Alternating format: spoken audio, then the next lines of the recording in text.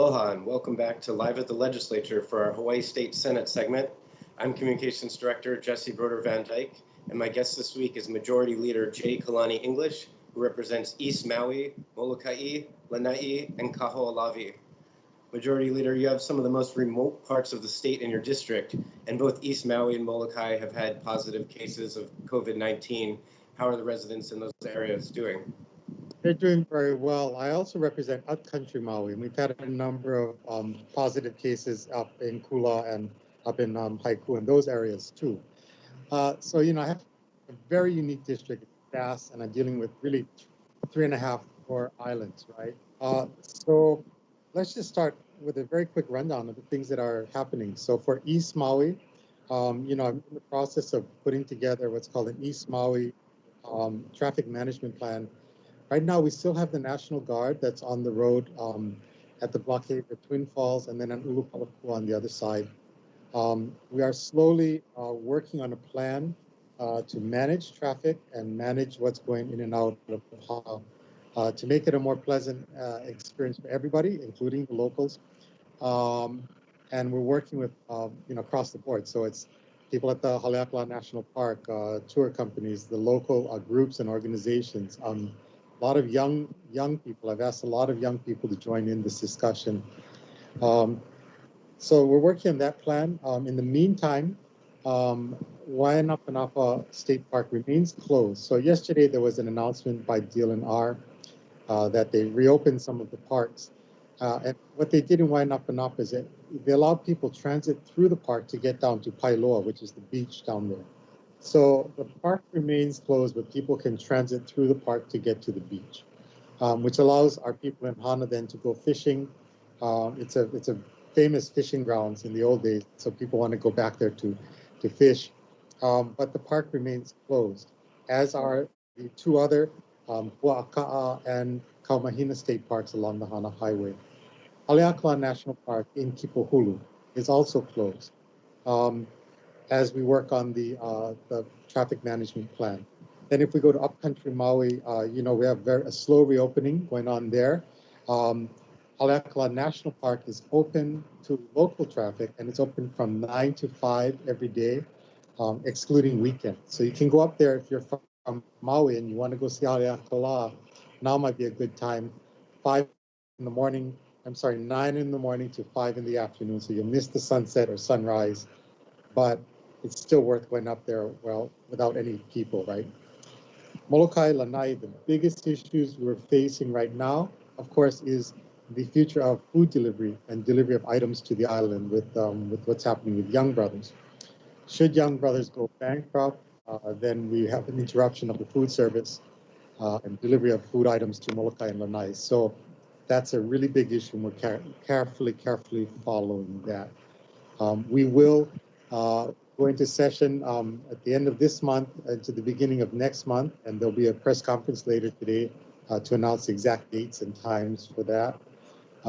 In that session, we will be dealing with the Young Brothers' requests for government support. Right now, I know the executive is really examining their books, the PUC is examining their books, and of course, we're looking at all different plans, including Plan B, which is what happens should Young Brothers go out. Right. As we head into session, Jesse, it's getting really, we're looking at all kinds of measures that need to move ahead. When we recessed the session in March, there were a number of bills that were left where they were. In other words, whatever committee they were in, that's where they were left. We're going to try and pick up on some of them. And I'd like to highlight one that's really germane to us right now, and that's House Bill 285, Senate Draft 2. So this particular bill requires the police departments to disclose to the legislature disciplinary actions and the identity of officers that have been disciplined within the police department. It's a transparency measure. This particular bill is in conference. That means the House and the Senate are negotiating on it. And I hope that given the terrible circumstances with the murder of George Floyd by the police department in North America, really brought to light why we need to move this bill forward. And on that point, I'd like to extend my condolences to the family of George Floyd. Um, Today's his services. I was watching it on TV this morning. Uh, it's a terrible, terrible thing to have your own government kill your own people. Um, and we're very fortunate that in Hawaii, our police departments are very different in this. I can speak for Maui, where they work with the communities. I mean, in Maui, we had um, protesters outside of the police station. The chief of police took some water out with them, said, "We support you," took pictures with them. It was Hawaii is a very different view. So our spirit of aloha comes through. I am concerned, however, with the large amount of protests where they were very close to each other. I noticed a lot of them wearing masks.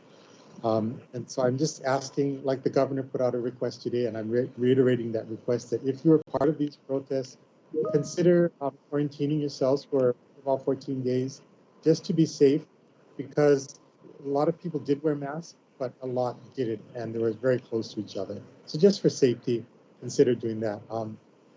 And with that, the Senate is supporting the idea that the police departments become more accountable across the United States, noting that the police departments in Hawaii have been very good.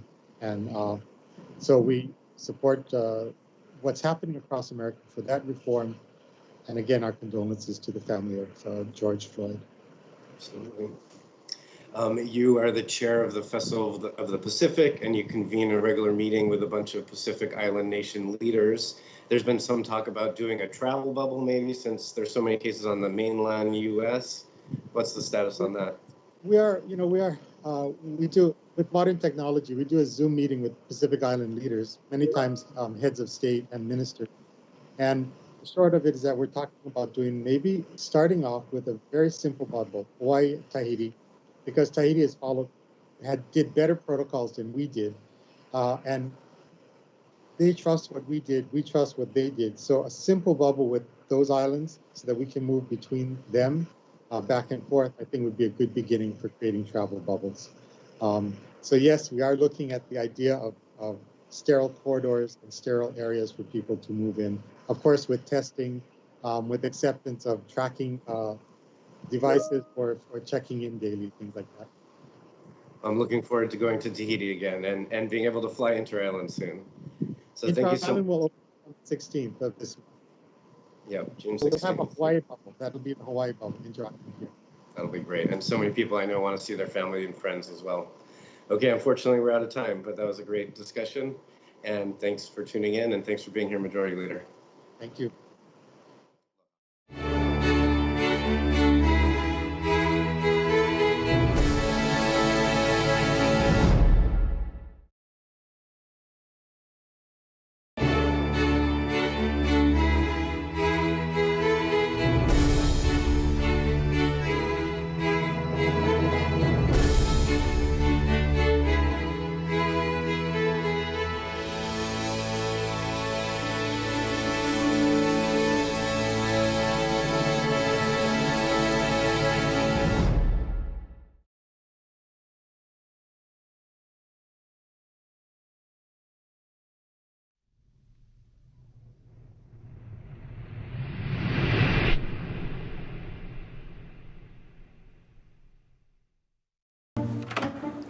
What are you doing? We have to go. I'm gonna be late for work. It's Tuesday morning. I gotta record live at the legislature on Alelo. Senate and House leadership discussing what's happening at the state capitol. So just watch it on the news tonight. Come on, let's go. Hey, this is like getting the news before it's news. If only I could get this remote to work. There. Can we go now? No DVR? No problem. Watch Wednesday evenings at 7 p.m. on Channel 49.